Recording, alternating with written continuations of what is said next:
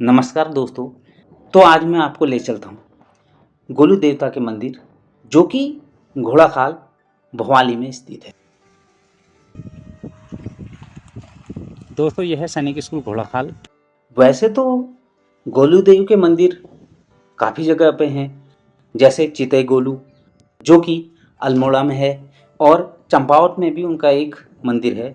लेकिन आज मैं आपको घोड़ाखाल में जो गोलूदेव हैं उनके दर्शन कराता हूँ। गोलूदेव कुमाऊं के लोक देवता हैं। तो दोस्तों, यह है घोड़ाखाल को जाने वाला रास्ता। घोड़ाखाल मंदिर की ओर जाता है ये रास्ता गोलूदेव की वहाँ को। उन्हें कुमाऊं का लोक देवता माना जाता है। उनके पिताजी का नाम झाल राय और उनकी माता का नाम कलिंगा था। ये एक कत्यूरी राजा थे। इतिहासकारों की माने तो गोलूदेव का जन्म चंपावत में काली कुमाऊं के पास माना जाता है। उनके जन्म के बारे में अलग अलग कहानियाँ अलग अलग जगहों पर प्रसिद्ध हैं। उनमें से एक लोकप्रिय कहानी है जो मैं आपको सुनाता हूँ। तो कहानी इस प्रकार है कि एक राजा थे जो शिकार के लिए जंगलों में गए हुए थे अपने नौकरों के साथ। तो वहाँ उनको प्यास लगी और उन्होंने अपने नौकरों को पानी की तलाश में भेजा। तो नौकरों को जंगल में एक स्त्री दिखाई दी जो काफ़ी खूबसूरत थी। नौकरों ने उनसे पानी के लिए पूछा तो वह महिला ताना मारते हुए बोली कि जो दो बैलों को लड़ते हुए अलग नहीं कर सकता वो क्या करेगा, और खुद ही उन बैलों को अलग करने लगी जिन्हें कुछ देर पहले राजा ने अलग करने की कोशिश की थी। और उस महिला ने उन बैलों को अलग कर दिया। राजा उसके इस कार्य से काफ़ी प्रभावित हुआ और राजा ने उस स्त्री से विवाह कर लिया। राजा की पहले से ही 6 और रानियां थी और यह 7वीं रानी थी। विवाह के बाद जब रानी ने एक बेटे को जन्म दिया तो अन्य रानियां उससे ईर्ष्या करने लगी। उन्होंने लड़के के स्थान पर एक पत्थर रख दिया और उसे पिंजरे में बंद करके नदी में बहा दिया और रानी को बताया कि तुमने बच्चे को जन्म नहीं दिया बल्कि एक सिलबट्टे को जन्म दिया है और जिसे हमने फेंक दिया।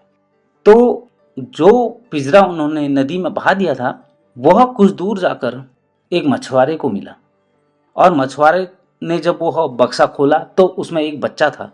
उसने उसका पालन पोषण किया।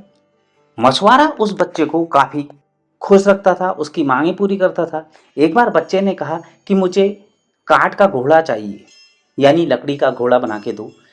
तो मछुआरे ने उसे एक लकड़ी का घोड़ा बना के दिया और वह उस घोड़े को नदी के किनारे ले जाता था। एक दिन ऐसे ही वह लकड़ी के घोड़े को लेकर नदी के किनारे पर गया। वहां पर राजा की अन्य रानियां भी आई हुई थी। तो जैसे ही वह बच्चा उस लकड़ी की काठी को पानी पिलाने लगा तो रानियां हंसने लगी और बोलने लगी कि क्या काठ का घोड़ा भी पानी पीता है। तो उस बच्चे ने उत्तर दिया कि जब एक महिला पत्थर को जन्म दे सकती है तो लकड़ी का घोड़ा पानी क्यों नहीं पी सकता। रानियों को अपनी गलती का एहसास हुआ और उन्हें डर लगा कि कहीं यह बात राजा को ना पता चल जाए। तो उन्होंने राजा से लड़के की शिकायत की। रानियों ने सोचा कि कहीं ये बच्चा राजा को ना बता दे और उन्होंने राजा से उसकी शिकायत की कि यह हमें परेशान कर रहा है। राजा ने उस लड़के को अपने दरबार में बुलाया और उससे वही प्रश्न किया।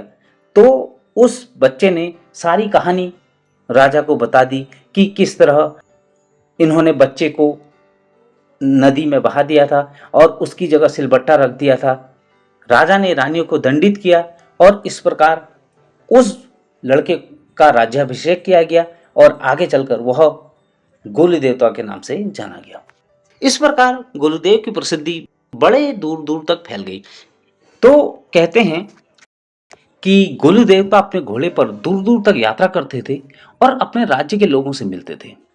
गोलू देवता लोगों की समस्याएं सुनते थे और उनकी हर संभव मदद करते थे। गोलू देवता के दिल में हमेशा अपने सफेद घोड़े के लिए एक विशेष स्थान था और ऐसा माना जाता है कि वह आज भी अपने घोड़े पर सवार होकर घूमते हैं। कुमाऊं में गोलू देवता के कई मंदिर हैं और सबसे लोकप्रिय चितई चंपावत और घोड़ाखाल के मंदिर हैं।